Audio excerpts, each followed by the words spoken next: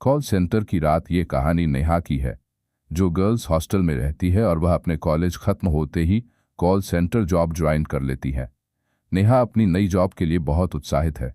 नेहा की नौकरी का पहला दिन है और वह तैयार होकर समय से पूर्व ही कॉल सेंटर पहुंच जाती है, जहां उसे उसके टीम लीडर उसे काम की प्रक्रिया समझाते हैं।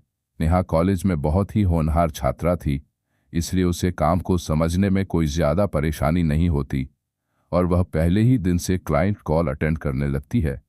वैसे वेयर्ड सक नेहा के बात करने का तरीका इतना अच्छा रहता है कि वह पहले ही दिन कई ऑर्डर जनरेट कर देती है।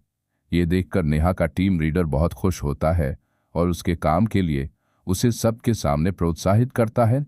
नेहा खुश हो जाती है और कई दिन होने के बाद अब नेहा को भी यह काम अच्छा लगने लगता है।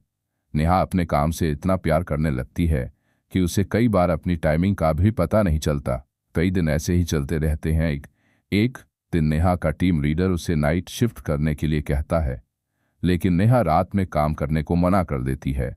तभी उसे खबर मिलती है कि उसके टीम लीडर की कार एक्सीडेंट में मौत हो गई है और यह देखते ही नेहा अपना खाना छोड़कर अपने कॉल सेंटर भागती है।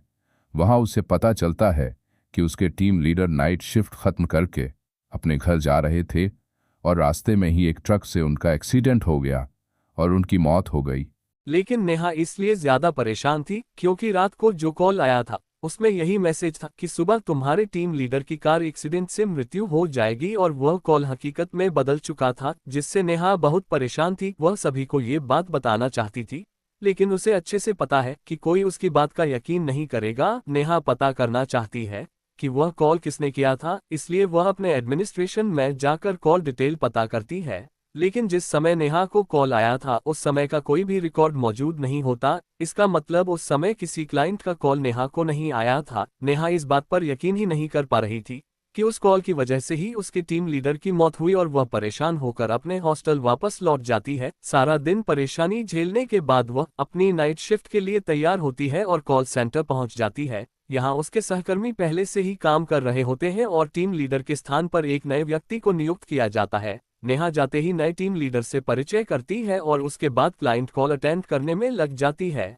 देखते ही देखते रात 12 बज जाते हैं और फिर उससे उसी तरह का एक और कॉल आता है और उसमें बताया जाता है कि आज रात 2 बजे कॉल सेंटर के सर्वर रूम में आग लग जाएगी, जिससे कॉल सेंटर का सारा क्लाइंट डाटा बर्बाद हो जाएगा और इससे कंपनी को बहुत नुकसान होगा। लेकिन नेहा इस बात को हल्के में नहीं लेती और अपने नए टीम लीडर से जाकर सारी बात बता दे दी है, और वह भी नेहा की बात पर भरोसा करते हुए सर्वर रूम का परीक्षण करता है। लेकिन वहां किसी तरीके की तकनीकी खराबी नहीं होती और वह नेहा से कहता है, यहाँ सब कुछ ठीक है, दुर्घटना होने का तो सवाल ही पैदा नहीं होता है। जरूर तुम्हें फर्जी कॉल आया होगा, तुम अपने काम में लग जाओ, इन सब बातों पर ध्यान मत दो। कॉल सेंटर में स्पैम कॉल आम बात है। और नेहा वापस कॉल अटेंड करने में लग जाती है। कुछ समय बाद जैसे ही 2 बजते हैं, सर्वर रूम में एक छोटा सा धमाका होता है और काम कर रहे सभी लोग भागते हुए वहां पहुंचते हैं और देखते ही देखते सारे कमरे में आग लग जाती है।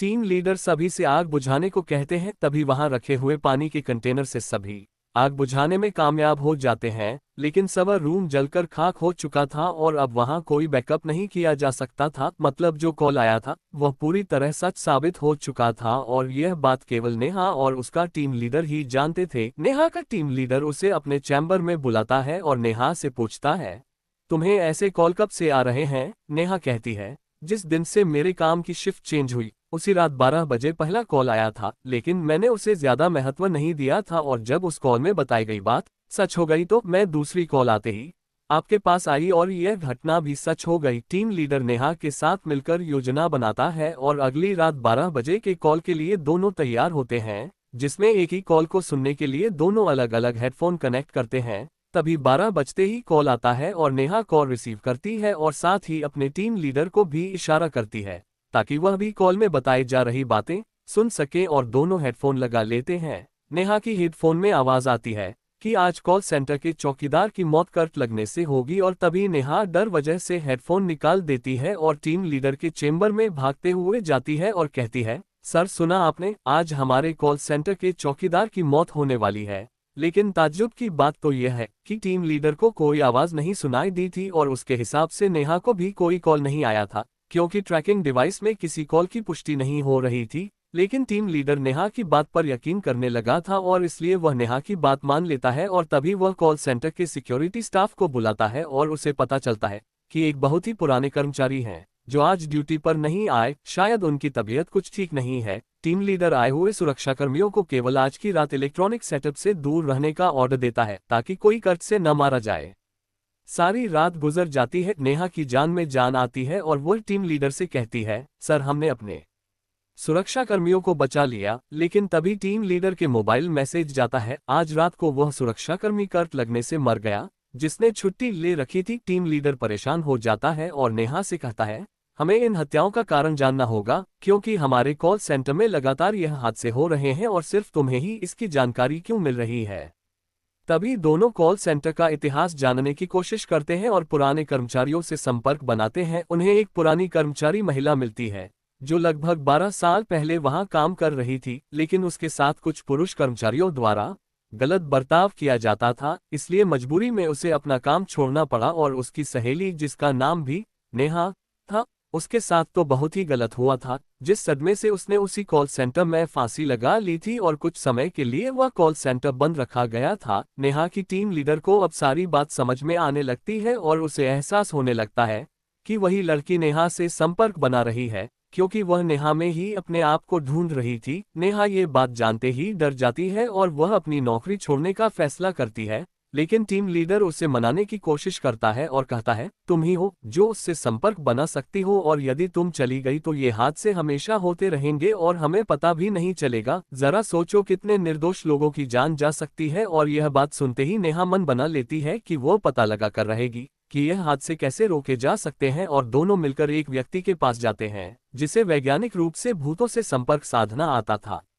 वहां जाकर उस व्यक्ति से उन्हें पता चलता है कि जब तक उसका बदला शांत नहीं होगा वह ऐसे ही हत्या करती रहेगी, लेकिन यदि हम उसकी आत्मा का संपर्क कॉल सेंटर से अलग करने में कामयाब हो जाए तो हादसे रोके जा सकते हैं। लेकिन इसके लिए नेहा की जान को खतरा हो सकता था क्योंकि उस वक्त नेहा को अकेले ही कॉल सेंटर में रहना होगा और जैसे ही वह नेहा से संपर्क करेगी तो उसे नेहा के शरीर के अंदर आने के लिए यह व्यक्ति विवश कर देगा और उसे नेहा के शरीर के अंदर रखते हुए कॉल सेंटर से बाहर निकालकर किसी दूसरे स्थान में उसे आज़ाद कर देगा, जिसके लिए उससे जुड़ी पहले की कोई पुरानी वस्तु ही जरिया बन सकती है। और अधिक जानकारी जुटाने से उन्हें पता चलता है कि वह हेडफोन जो नेहा इस्तेमाल करती थी उसे वही लड़की इस्तेमाल किया करती थी, लेकिन ये कार्य गुप्त तरीके से किया जाना था क्योंकि वहां लोगों के होने से असफल होने का खतरा था। टीम लीडर सभी स्टाफ को छुट्टी दे देते हैं और तीनों मिलकर योजना को अंजाम देने के लिए कॉल सेंटर पहुंच जाते हैं। रात 12 बजते ही हमेशा की तरह कॉल आता है और योजना के अनुसार वैज्ञानिक उस आत्मा को तकनीकी प्रक्रिया के तहत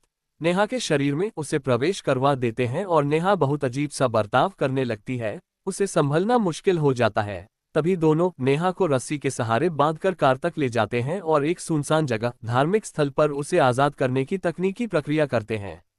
कुछ ही घंटों बाद नेहा को होश आ जाता है। टीम लीडर ये देखकर बहुत खुश होता है क्योंकि उन्होंने खतरा उठाते हुए इतना बड़ा काम कर लिया था और बहुत से बेकसूर लोगों को मरने से बचा लिया था। इस हादसे ने नेहा को झकझोर के रख दिया, इसलिए वह अपनी नौकरी छोड़ देती है और अपने गांव वापस चली जाती है। इस घटना के बाद कुछ दिनों के लिए कॉल सेंटर में नाइट शिफ्ट बंद कर दी जाती है। इस घटना के कुछ दिन बीते ही थे, अचानक 12 बजे फिर कॉल सेंटर में कॉल आता है जबकि सारा सिस्टम बंद किया जा चुका था, लेकिन फोन की घंटी बजती रहती है और कहानी खत्म हो जाती है।